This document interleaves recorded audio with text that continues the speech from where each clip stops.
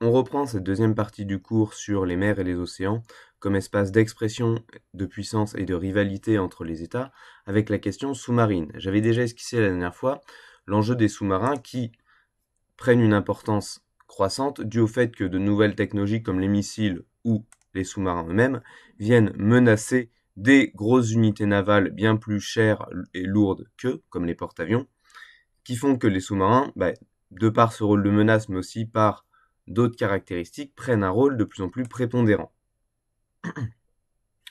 En effet, les sous-marins, qu'est-ce qui leur donne un avantage militaire opérationnel? Un sous-marin, c'est lent. Ça ne peut donc pas couvrir rapidement une zone.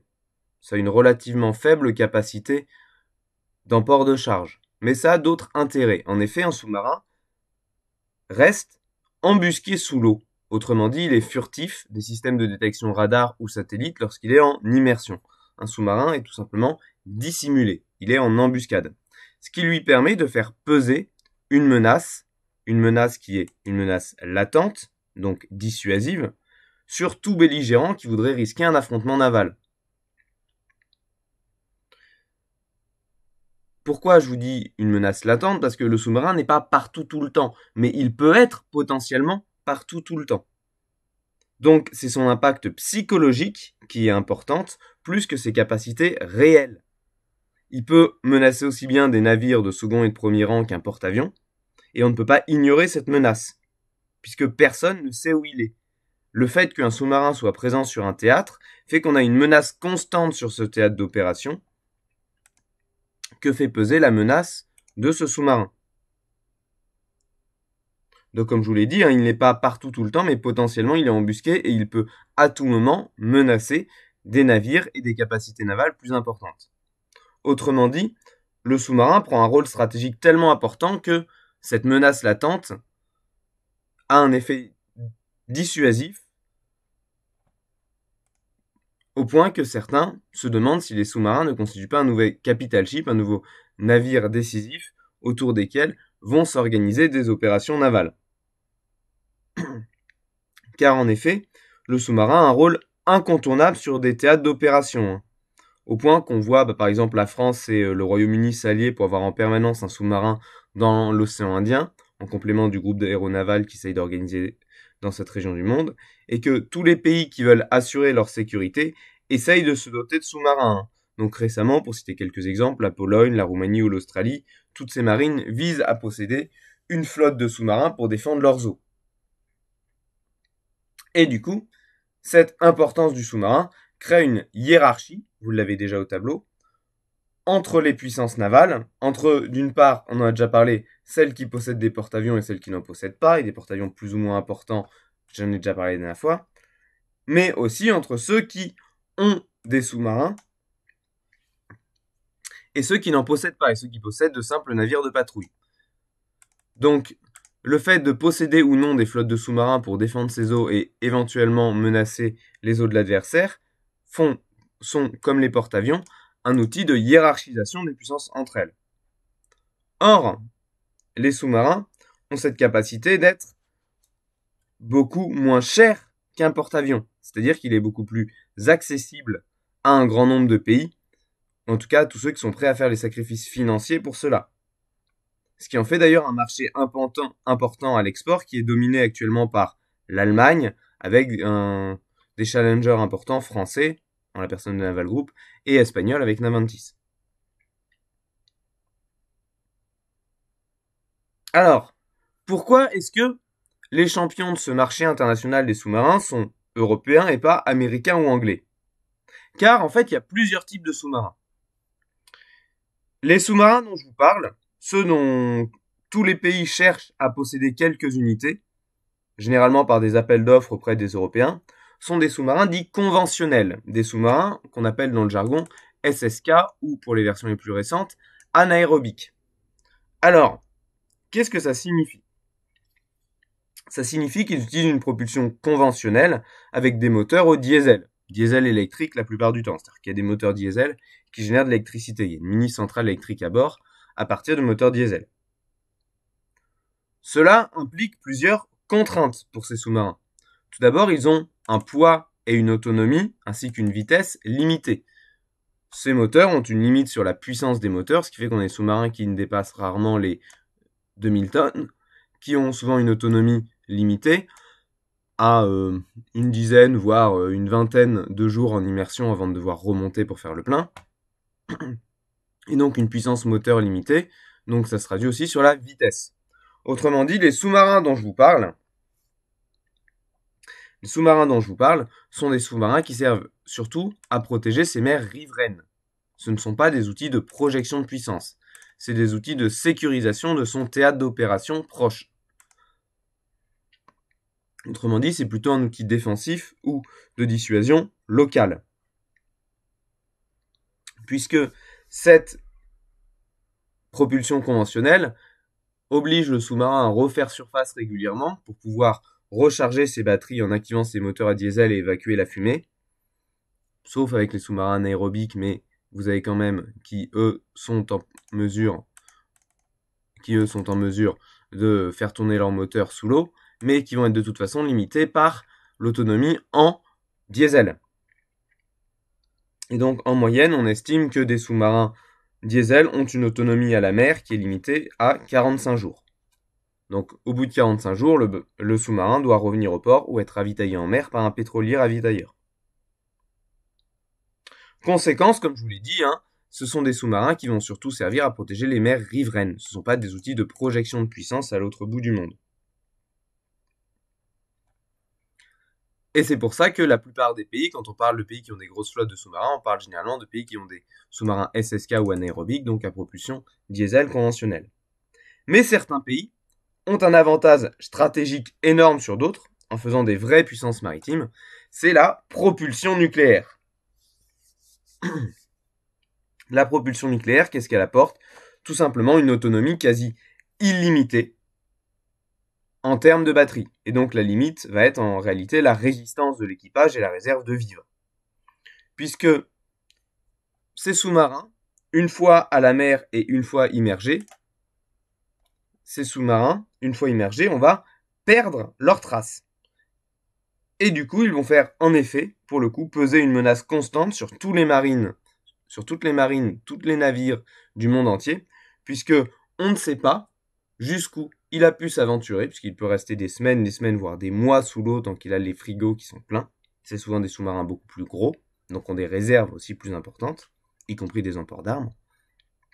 Et donc un sous-marin à propulsion nucléaire a une puissance beaucoup plus importante en termes de moteur, ce qui lui permet d'être plus gros, d'aller plus vite et surtout de rester immergé en toute discrétion beaucoup plus longtemps. Et donc on va parler de SNA, de sous-marin nucléaire d'attaque.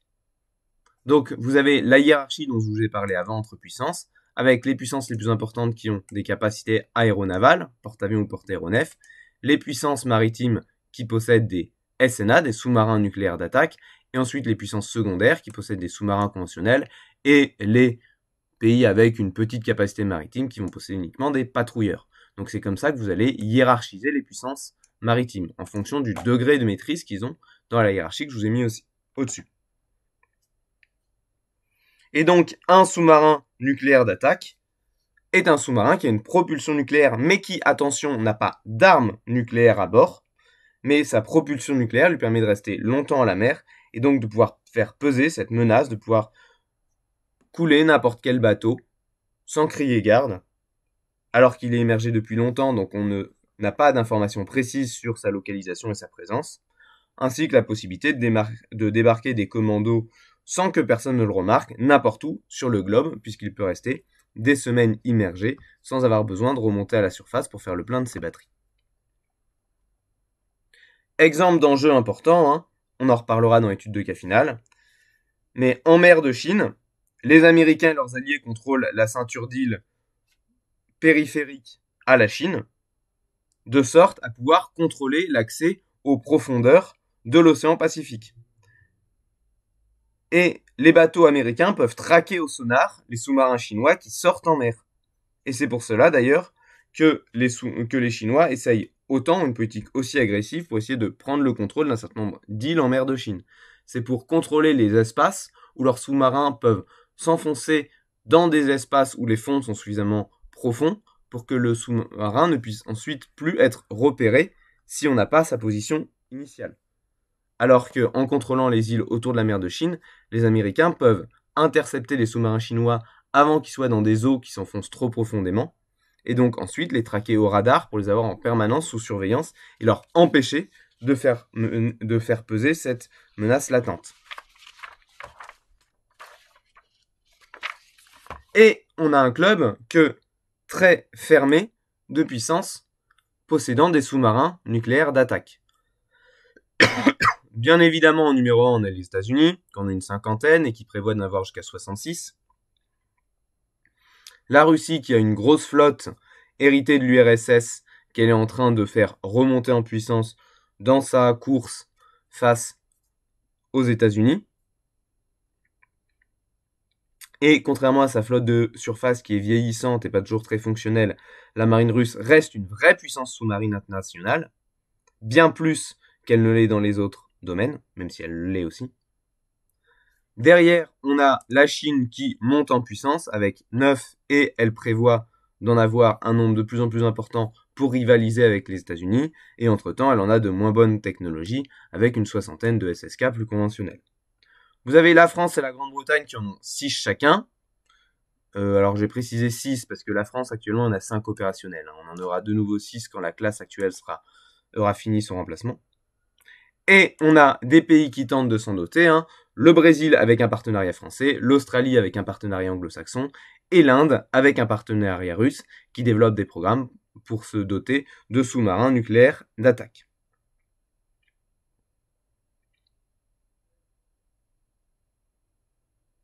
Seulement, avec les sous-marins nucléaires d'attaque que je viens de vous exposer, on parle uniquement de guerre navale contre des bateaux, ou éventuellement contre d'autres sous-marins. Que ce soit par des tirs de torpilles ou de missiles anti-navires, éventuellement de missiles de croisière. Mais il existe un autre type de sous-marin, lui aussi nucléaire, qui va être la deuxième partie de notre jalon, et c'est ce qu'on va voir maintenant, avec Grand 3, la dissuasion nucléaire, affirmer sa puissance à partir des mers et des océans. Et on va commencer par faire une petite rétrospective pour que vous compreniez vraiment ce que sont les armes de destruction massive et les principes de non-prolifération qui se sont construits autour. Donc deuxième moitié du jalon, la dissuasion nucléaire, en affirmant sa puissance à partir des mers, cette fois par la dissuasion nucléaire. Je commence donc ce premier point sur les armes de destruction massive. Et pour cela, comme je vous avais fait avec la projection de puissance avec l'exemple polonais, je vais là aussi vous faire une petite comparaison. En vous mettant au tableau la bombe Moab, la plus puissante bombe américaine non nucléaire. Vous l'avez à l'écran, vous voyez sa taille. Elle est tellement lourde que le seul moyen de l'utiliser, c'est de la mettre dans la cale d'un avion de transport et de la larguer à la verticale pour la faire tomber. Vous voyez sa taille, elle fait la taille d'une remorque de camion. Autrement dit, on ne peut véritablement l'utiliser que contre un ennemi faible, incapable d'abattre un gros avion lent qui passerait au-dessus de sa tête. Autrement dit, contre une guérilla.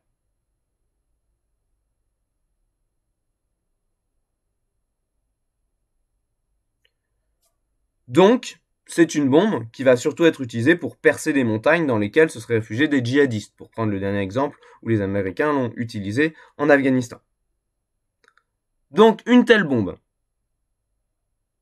est-ce que elle est utilisable contre un ennemi tel que la Russie, la Chine, ou dans une guerre telle que la guerre en Ukraine?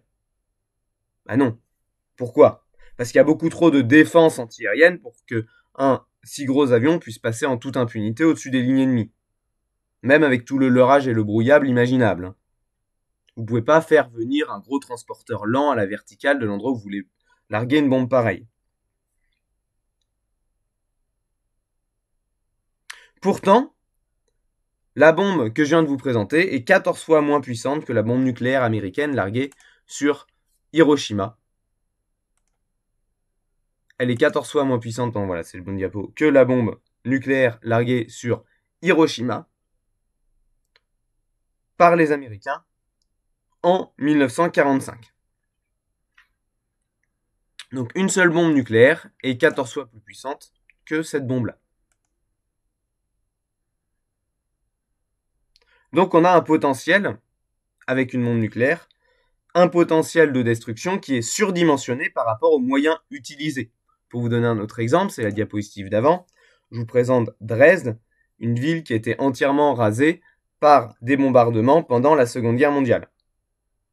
Pour raser la ville de Dresde, il a fallu 1300 bombardiers qui ont largué 3800 tonnes de bombes. Et avec un seul missile équipé d'une tête nucléaire, on peut faire 1000 fois plus de dégâts. C'est pour ça qu'on va parler d'armes de destruction massive. Une arme de destruction massive, qu'est-ce que c'est? C'est une arme qui est proscrite par le droit international, dont le potentiel de destruction est sans commune mesure avec la quantité de matériel, avec la quantité de moyens utilisés. C'est-à-dire qu'une seule bombe, à elle seule, placée dans une bombe ou un missile, va pouvoir raser une ville, là où il faudrait des milliers de bombardiers pour faire la même chose avec des bombes conventionnelles. Donc on parle d'armes de destruction massive, c'est-à-dire une arme dont l'usage est proscrit par le droit international et dont le potentiel de destruction est sans commune mesure avec la quantité de moyens utilisés pour la déployer. C'est ça, une arme de destruction massive.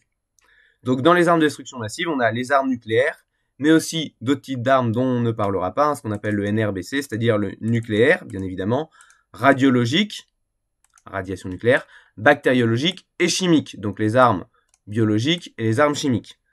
Ces 4 types d'armements, nucléaires, radiologiques, bactériologiques et chimiques, sont ce qu'on appelle aujourd'hui les armes, sont partie de ce qu'on appelle les armes de destruction massive, dont l'utilisation est proscrite par le droit international. Et ces armes sont considérées comme tellement dangereuses qu'elles ont fait, et font encore aujourd'hui l'objet, d'une politique de non-prolifération. C'est-à-dire qu'il y a une volonté d'interdire au pays d'acquérir cette arme. Autrement dit, on interdit à tout pays qui ne possède pas déjà ces capacités de l'acquérir pour empêcher que se diffuse, que prolifère cette capacité de destruction massive qu'est l'arme nucléaire. Cette politique de non-prolifération, elle a été mise en place pendant la guerre froide et a donc limité l'acquisition de l'arme nucléaire aux 5 puissances qui l'avaient déjà acquis, à savoir les 5 membres permanents du Conseil de sécurité de l'ONU que vous avez à l'écran. Hein. Je vous ai mis par ordre d'acquisition, États-Unis, URSS, Royaume-Uni, France et Chine. On reparlera rapidement de ça, même si c'est pas le point principal, dans le thème sur la science, où on parlera de la recherche sur la radioactivité. Néanmoins, cette politique de non-prolifération a quelques limites, puisque certains pays ont réussi à acquérir des capacités nucléaires. Israël, qui ne la revendique pas officiellement, mais qui a l'arme nucléaire. L'Inde, son rival pakistanais, la Corée du Nord et, à brève échéance, l'Iran, qui est sur ce qu'on appelle le seuil nucléaire au moment où je tourne cette vidéo, c'est-à-dire qu'elle est en capacité d'acquérir en l'espace de quelques semaines la bombe nucléaire si les leaders politiques le décident. Et les deux derniers, Corée du Nord et Iran, nous montrent le succès relatif des embargos internationaux pour empêcher les pays qui ont des programmes nucléaires de se doter de l'arme nucléaire. Alors, maintenant qu'on a défini les bases, ce qu'est une arme nucléaire, c'est-à-dire une arme de destruction massive, dans la quantité de matériaux, dans la quantité de moyens utilisés et sans commune mesure avec le potentiel de destruction qu'elle permet. C'est quelque chose qui peut faire moins d'1 mètre carré et qui a la capacité de raser une ville, sachant qu'aujourd'hui, on sait faire des bombes nucléaires 1000 fois plus puissantes qu'Hiroshima.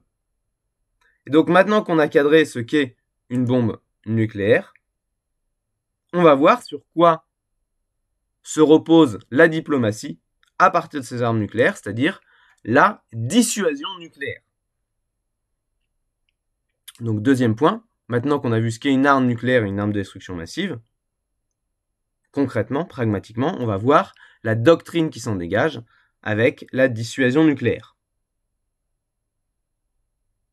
Alors, attention, tout du moins, petite nuance, quand on parle de clubs restreints qui ont le monopole de l'arme nucléaire par la politique de non-prolifération, on exclut le nucléaire civil, c'est-à-dire le nucléaire qui sert essentiellement à la production d'électricité ou de combustible médical pour les unités de radiologie et de radiographie.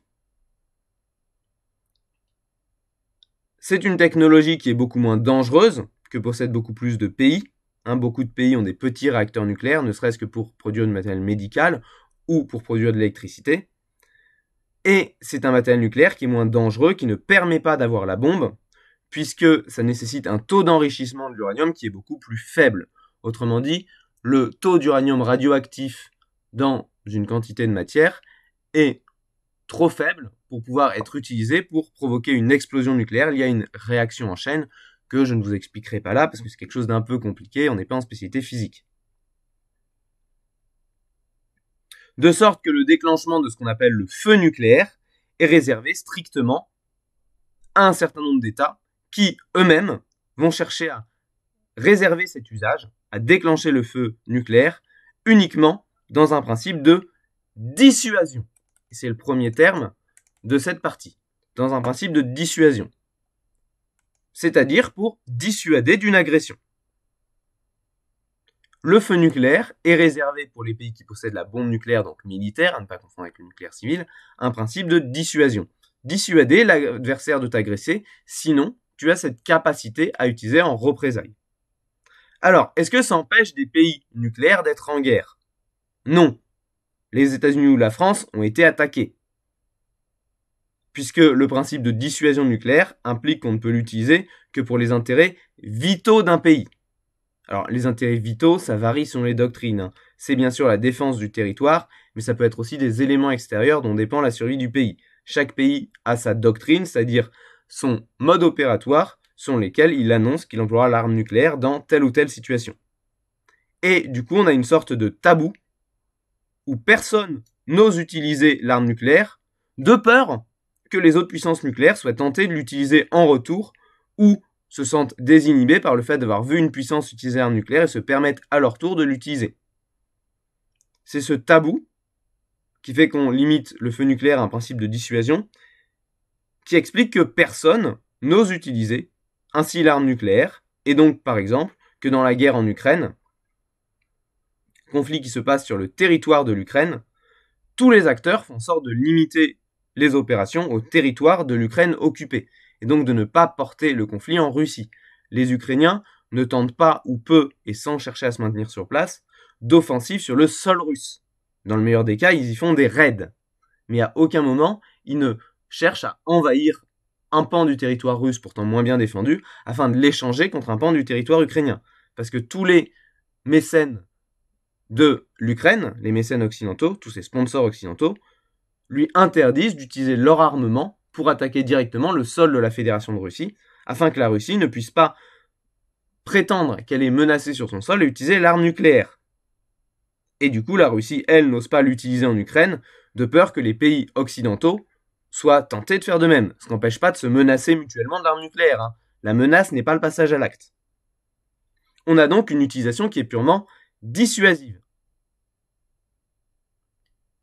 L'arme nucléaire n'est pas utilisée pour contraindre un adversaire à se soumettre. Elle est simplement pour le dissuader d'aller dans une escalade de la violence qui viendrait vous menacer directement. De sorte que les puissances nucléaires ont et sont encore aujourd'hui, à de nombreuses reprises, en guerre à l'extérieur de leur territoire, notamment contre le terrorisme qui est assez diffus. Ce qui ne veut pas dire que plusieurs fois dans l'histoire, une guerre nucléaire a failli se déclencher. Vous avez eu plusieurs incidents entre les États-Unis et l'URSS, où on n'est pas passé loin, notamment pendant la crise de Cuba, mais pas que, ou alors lors des conflits israélo-arabes dont on a parlé dans le thème sur guerre et paix. Par exemple, lors de la crise de Suez, l'URSS a menacé d'utiliser l'arme nucléaire si les Franco-Britanniques ne se retiraient pas, et pendant la guerre du Kippour, Israël, qui a vu le vent du boulet passer assez proche, a elle aussi fait pression en menaçant d'utiliser l'arme nucléaire si elle était vaincue. Mais encore une fois, on est resté dans des menaces et donc on est resté sur un principe dissuasif. Néanmoins, cette arme nucléaire ne s'utilise pas n'importe comment. Et on va distinguer deux types d'emplois qui sont au tableau. Premier type d'emploi, le nucléaire dit tactique. Alors qu'est-ce qu'est le nucléaire tactique? C'est une utilisation du nucléaire, une utilisation militaire qui va être limitée au champ de bataille. Donc on va chercher à viser avec une arme nucléaire tactique uniquement des cibles qui permettent une victoire militaire. c'est-à-dire des centres de commandement qui sont bien protégés, ou des grosses concentrations de troupes ou de bateaux adverses, ou encore pour interdire d'accès une zone à l'adversaire en l'irradiant par une explosion nucléaire dans cette zone. Donc le but du nucléaire tactique n'est pas de détruire un pays, c'est de viser des cibles militaires, des cibles militaires majeures qui nécessitent un fort potentiel de destruction ou d'interdiction par irradiation. Mais ce nucléaire tactique n'a jamais été utilisé. Il implique du coup une explosion qui va être, entre guillemets, limitée à la zone ciblée. Donc, pour le nucléaire tactique, on va utiliser des armes nucléaires beaucoup plus faibles. À relativiser tout de même, puisque certaines bombes tactiques ont une puissance 20 fois supérieure à celle d'Hiroshima. Donc encore une fois, quand je dis plus faible, c'est en comparaison des autres bombes nucléaires dont je vais vous parler après. Et certains disent que la différence entre tactique et stratégique est une illusion, puisque lorsqu'on utilise le nucléaire, que ce soit pour rayer un pays de la carte ou simplement pour rayer une armée de la carte, on lève un tabou, et du coup, en levant ce tabou, on risque, quel que soit le type de nucléaire qu'on utilise, de déclencher l'apocalypse avec les ripostes nucléaires de part et d'autre. De l'autre côté, d'un principe beaucoup plus dissuasif, on a le nucléaire stratégique. C'est l'utilisation d'une grosse bombe, la plus puissante possible, qui vise à infliger des dégâts qui sont inacceptables à l'adversaire sur ses infrastructures comme ses populations civiles. Autrement dit, on vise à raser ses villes et la plupart de sa population, en lui infligeant des dégâts inacceptables sur ses infrastructures et sa population. Le nucléaire stratégique, c'est la menace ultime. C'est celle qui fait le plus peur aux opinions publiques, puisqu'il s'agit d'extermination de masse de population d'un pays. Alors, comment savoir quelle arme utiliser et quand ? Pour ça, il faut qu'on parle des doctrines d'emploi, puisque chaque pays a des doctrines d'emploi en prévoyant des usages de ces différents types de bombes, mais uniquement dans des cas extrêmes où la survie de la nation serait compromise. Et quel que soit l'État, des États-Unis à la Corée du Nord, seul le chef d'État peut prendre ce qu'on appelle la décision ultime, qui est marquée par la fameuse mallette nucléaire que les chefs d'État ont avec eux en déplacement. Donc seul le chef d'État a le feu vert pour déclencher le feu nucléaire. Et chaque pays a une doctrine en fonction de ses intérêts. Maintenant qu'on a vu les différents types de bombes nucléaires, même si ce n'est pas des catégories rigides, que celles-ci dépendent de doctrines d'emploi, à savoir dans quelles circonstances on peut être amené à employer l'arme nucléaire, ou plutôt menacé d'employer l'arme nucléaire, il faut qu'on parle du dernier aspect lié à l'arme nucléaire avant de revenir à notre aspect naval, les vecteurs. Puisque avoir une bombe nucléaire, c'est bien, pouvoir la tirer sur l'adversaire, c'est mieux, parce que le but, c'est pas de la faire péter chez soi. Et pour ça, il y a plusieurs vecteurs pour tirer des bombes nucléaires. En effet, une bombe nucléaire peut être aéroportée, c'est-à-dire tirée depuis un avion. C'était comme ça qu'elles étaient utilisées à la base, elles étaient larguées à haute altitude. Mais avec l'amélioration des technologies, les armes nucléaires sont placées à la tête de missiles, et donc elles vont être plutôt tirées par des missiles depuis des avions. Alors vous allez me dire quel est l'intérêt de le faire depuis un avion ? C'est très simple. La vitesse et l'altitude de l'avion donnent une beaucoup plus grande portée au missile, ce qui lui permet d'aller plus loin, d'aller plus vite, d'économiser beaucoup de carburant et donc de mettre une bombe plus puissante. Donc le premier vecteur des armes nucléaires, c'est le vecteur aéroporté, c'est-à-dire les bombes ou les missiles tirés depuis des avions. Ça peut être des avions de chasse qui vont tirer des bombes tactiques, ou des gros bombardiers qui, eux, vont tirer des bombes stratégiques. Deuxième vecteur, oui, donc comme je vous disais, tirés depuis les avions, notamment depuis les missiles. Deuxième vecteur, on a les vecteurs terrestres. Alors le vecteur terrestre, ce sont essentiellement des gros missiles qui sont tirés depuis des silos placés sur des camions ou dans des bunkers. Donc le vecteur terrestre, là, ce sont les gros missiles qui sont à terre, qui vont être soit dans des gros silos de missiles dissimulés sous le sol, soit dans des rampes de lancement de missiles, comme je vous les ai mis à l'écran.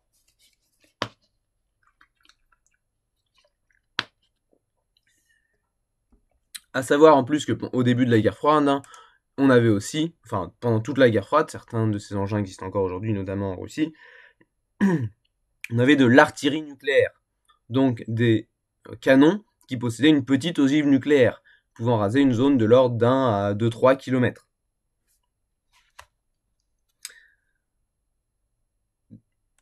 Dernier vecteur, celui qui va nous intéresser, celui qu'on va développer, le vecteur maritime. Et plus précisément, le vecteur sous-marin. Et c'est sur celui-là qu'on va s'attarder, puisque notre chapitre parle des mers et des océans, et donc de la dissuasion nucléaire depuis les mers, à savoir le vecteur sous-marin. Alors, qui possède quoi? Je vous ai mis une petite carte qui n'est pas 100% à jour, mais qui donne un ordre d'idée. Et là, vous voyez que les grosses puissances historiques de la guerre froide, Russie, Chine, États-Unis, sont dotés de tous les vecteurs. Hein. Sont dotés, vous avez en premier le nombre de bombes et ensuite vous avez le type de vecteur. La plupart, les trois grandes puissances militaires sont dotées d'armes nucléaires sur tous les vecteurs. Les puissances secondaires et plus récentes, qui ne font pas partie du Conseil de sécurité de l'ONU, sont généralement dotées uniquement de quelques missiles terrestres et éventuellement d'aviation. Et vous avez le cas du Royaume-Uni et de la France, qui ont porté l'essentiel de leur dissuasion nucléaire sur les sous-marins. Et dans le cas de la France, on a cherché à garder une composante aérienne. Donc je vous laisse mettre pause pour regarder ce schéma plus en détail, voir les différents vecteurs, voir qui a quoi. Car si on fait le bilan, donc les États-Unis et la Russie ont leur arsenal hérité de la guerre froide avec tous les vecteurs. Hein. Beaucoup d'aériens, des gros bombardiers, des vecteurs terrestres, des vecteurs maritimes. La Chine, dans sa rivalité avec les États-Unis, qui fait qu'elle augmente son nombre de têtes nucléaires, il écrit 48, mais elle est à plus de 300 aujourd'hui, hein, a les mêmes vecteurs, la plupart hérités de son alliance avec l'URSS. La France, elle, si j'entre plus dans le détail, elle garde ce qu'elle appelle le strict nécessaire. C'est-à-dire qu'elle ne cherche pas à faire aller dans une course aux armements, mais à garder un nombre de missiles qui est nécessaire à sa dissuasion et nécessaire à la destruction des adversaires potentiels qu'elle peut avoir, qui est autour, un petit peu moins aujourd'hui, de 300. Avec des missiles aériens tirés depuis Mirage 2000N ou depuis Rafale, qui sont non pas du tactique, mais du pré-stratégique, donc on est sur une puissance de feu entre le tactique et le stratégique, et du stratégique tiré depuis ses sous-marins. La Grande-Bretagne, elle, se reporte uniquement sur son nucléaire sous-marin, ce qui n'est pas forcément l'idée du siècle quand on sait qu'elle a des problèmes d'entretien et que certains de ses sous-marins sont trop souvent maintenant, ce qui fait qu'elle a des blancs dans lesquels elle n'a plus de dissuasion à la mer, mais on en reparlera. Le Pakistan et la Corée du Nord ont surtout développé des missiles terrestres contre leurs alliés. Hein. L'Inde dans le cadre du Pakistan et les États-Unis, la Corée du Sud et le Japon dans le cadre de la Corée du Nord. L'Inde essaye de développer tous les vecteurs au fur et à mesure de sa montée en puissance. Pour l'instant, c'est en cours.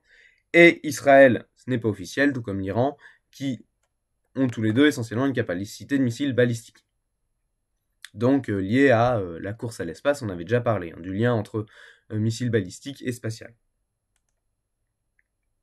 Je vous remets le résumé ici, donc c'est ce que je viens de vous dire. Je vous laisse mettre pause si vous en avez besoin pour vos notes.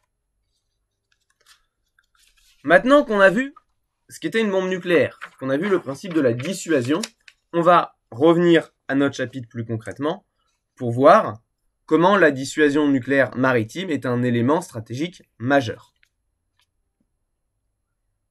En effet, la possession de l'arme nucléaire a un poids diplomatique incommensurable, puisque les puissances nucléaires sont considérées comme inattaquables sur leur sol. C'est d'ailleurs pour cela que l'Iran et la Corée du Nord cherchent tant à s'en doter. Ce sont des régimes dictatoriaux qui veulent se protéger d'une intervention notamment américaine. Ils se veulent intouchables.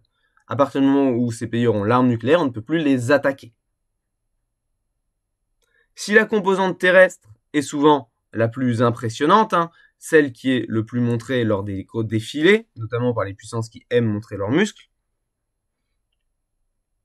qui aiment bien les exhiber, je vous ai mis ici un défilé nord-coréen à droite et russe à gauche, les sous-marins est celle qui est la plus stratégique. Et dans ce cas-là, on va parler d'un nouveau type de sous-marin, les SNLE, ou sous-marins nucléaires lanceurs d'engins.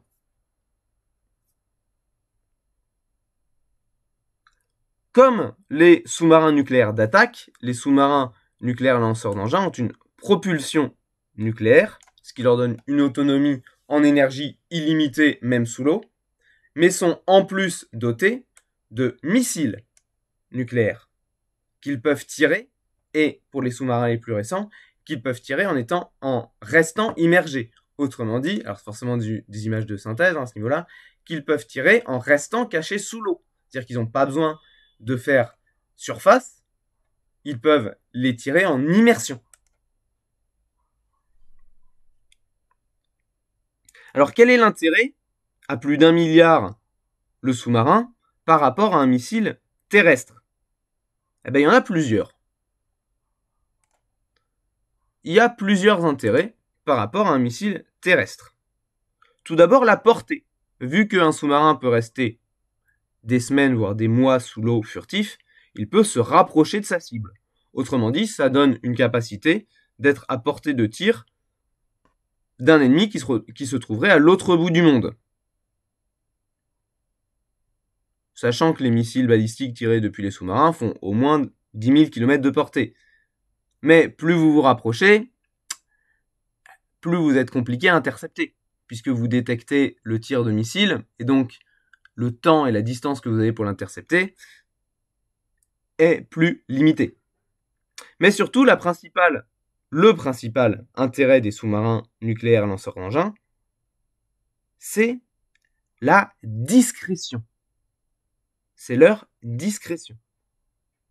Puisque une fois immergés, personne ne peut savoir où ils se cachent sur la planète. Et donc, les sous-marins nucléaires lanceurs d'engins sont cachés, sont embusqués. On sait qu'il y en a à la mer, puisqu'on les voit partir, hein, mais où est-ce qu'ils sont cachés? Ils sont embusqués n'importe où sur la planète, et donc ça offre aux puissances qui ont un sous-marin à la mer une capacité de seconde frappe. C'est-à-dire que si vous êtes attaqué, vous pouvez riposter. Alors qu'est-ce que c'est que la capacité de seconde frappe? C'est donc, comme je l'ai dit, cette capacité de frapper en retour un ennemi qui nous attaquerait. Et donc, étant donné que le sous-marin est caché sous l'eau n'importe où sur la planète, une fois qu'il est parti en immersion profonde, ça empêche toute frappe préventive sur les missiles nucléaires de l'adversaire, pour les empêcher de tirer. Parce que là, vous pouvez pas frapper préventivement la capacité de riposte nucléaire d'un pays s'il a au moins un sous-marin en embuscade n'importe où dans les mers du globe. Vous savez pas où il est. Il est caché n'importe où dans les mers du globe. Donc vous ne pouvez pas attaquer par surprise en détruisant préventivement les capacités de riposte de l'adversaire. Autrement dit, avoir un sous-marin nucléaire lanceur d'engins, ça assure une capacité de seconde frappe. La France, par exemple, a toujours, en permanence, au moins un de ces 4 SNLE en mer. Mais où? Personne ne le sait. Et du coup, si la France s'est attaquée, et que on donne l'ordre de tirer, on a l'assurance d'avoir en permanence un sous-marin nucléaire à la mer, caché. Même nous, on ne sait pas où il est, mais il recevra l'ordre par des transmissions secrètes. Et à partir du moment où il reçoit l'ordre, il coupe toute communication, il se cache sous l'eau, loin de tout, se met à portée de sa cible et rase le pays qui nous a attaqués. C'est ça, la capacité de seconde frappe. C'est la capacité, on va pas forcément riposter dans la seconde, mais on a donné l'ordre et donc le pays qui nous aura frappé n'aura pas les moyens de se prémunir puisqu'il n'aura pas pu détruire préventivement notre capacité de riposte. Alors, qui a ces sous-marins nucléaires lanceurs d'engins beaucoup plus gros que les SNA, hein? On parle d'engins qui font dans les 15 000 tonnes, là où un SNA est souvent dans les 5000 tonnes, et un sous-marin nucléaire classique dans les 1500-2000. Les États-Unis en ont 14, la Russie 11, la Chine 7, et la France et la Grande-Bretagne en gardent 4 chacun, ce qui est le minimum pour assurer d'en avoir, quoi qu'il arrive, en permanence un à la mer.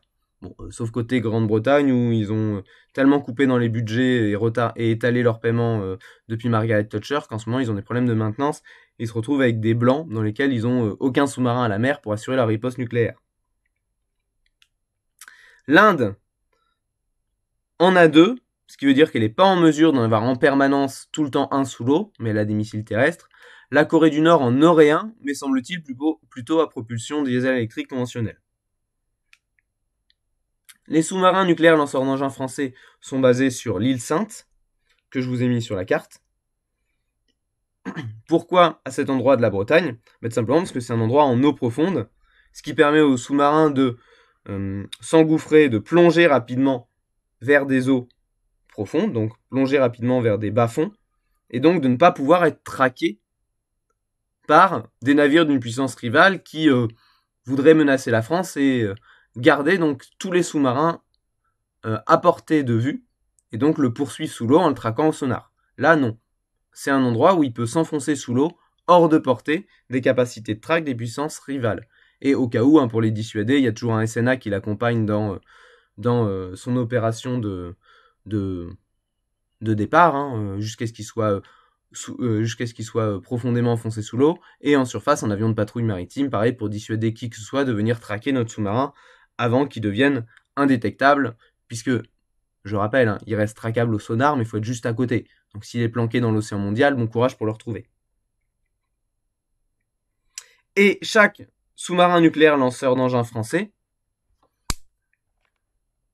possède, j'ai pris mes notes, 16 missiles M51, chacun 1000 fois plus puissant qu'Hiroshima. Et dis-donc que c'est bien pire côté américain ou russe, par exemple, et de plus en plus chinois.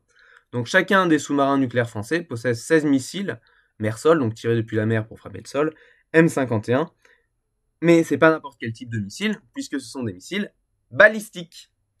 Or, petit rappel, les missiles balistiques, qui sont ceux tirés depuis les sous-marins, mais aussi ceux tirés depuis le sol, sont des missiles issus des programmes spatiaux. Et j'irai même plus loin, les programmes spatiaux sont d'abord issus des programmes de missiles balistiques. Donc c'est des fusées, en réalité, plusieurs étages, qui sont tirées vers l'espace. Donc impossible à arrêter sans être à côté au moment où ils sont tirés, puis qui retombent quasiment à la verticale, sur Terre, dans l'atmosphère terrestre, ce qui les rend très durs à intercepter, puisqu'ils partent très loin dans l'espace, et ensuite retombent à des vitesses qui dépassent souvent Mach 10. Donc un missile balistique, c'est un missile qui frappe une cible lointaine, les missiles dont j'ai parlé ont 10 000 km de portée, grâce au fait qu'ils sont d'abord propulsés dans l'espace et vont faire l'essentiel de leur course hors de l'atmosphère terrestre avant de retomber sur Terre. Seuls les missiles aéroportés, tirés depuis les avions, sont des missiles de croisière, donc ne sont pas des missiles balistiques. Sinon, les missiles terrestres et maritimes qui transportent du nucléaire sont des missiles balistiques, donc des engins spatiaux, qui ont servi d'ailleurs de base au développement des fusées. On l'a déjà vu, le premier homme envoyé dans l'espace soviétique l'ont été sur un missile balistique où on avait changé la tête nucléaire pour mettre une capsule de survie à la place. Et même si les programmes se distinguent de plus en plus, notamment avec la fin des grands programmes d'État et le développement des programmes privés avec l'avènement du New Space, les technologies développées par les grands programmes étatiques comme Ariane sont encore utilisées pour développer derrière les technologies militaires comme le M51.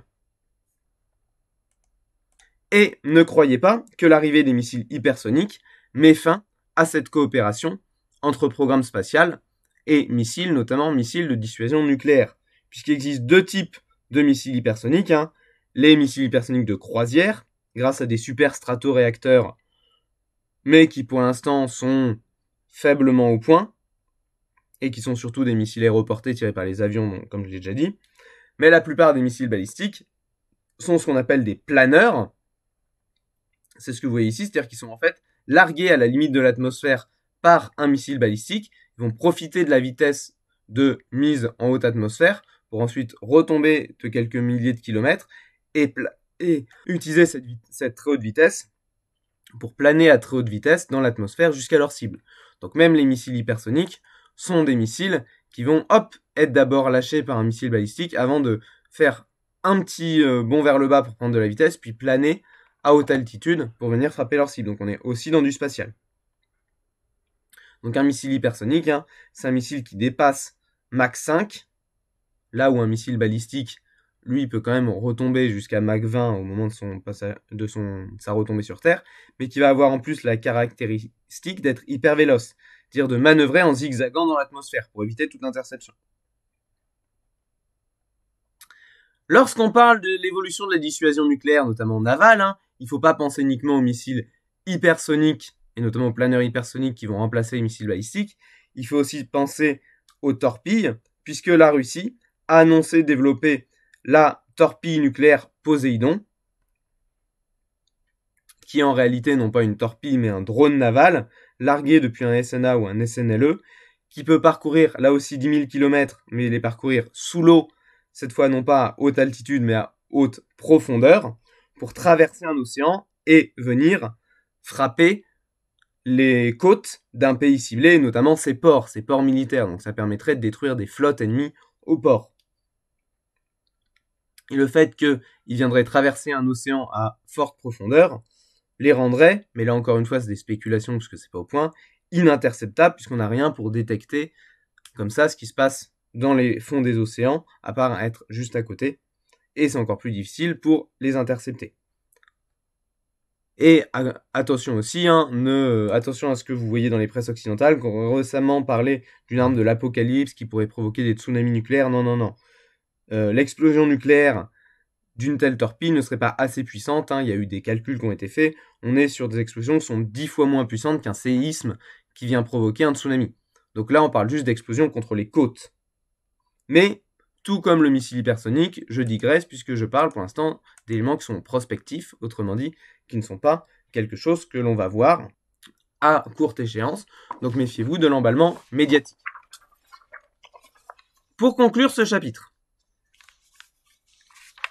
on peut voir que les espaces de conquête ont un rôle crucial dans la compétition entre les puissances, comme outil de prestige et de pression diplomatique.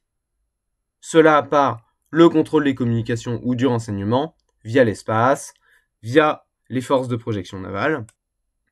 Mais les enjeux de contrôle de ces espaces sont aussi économiques, avec la mondialisation qui voit la division internationale du travail mondialiser la production des produits par rapport à la consommation, et aussi multiplier l'information via Internet permis par les câbles sous-marins et les satellites.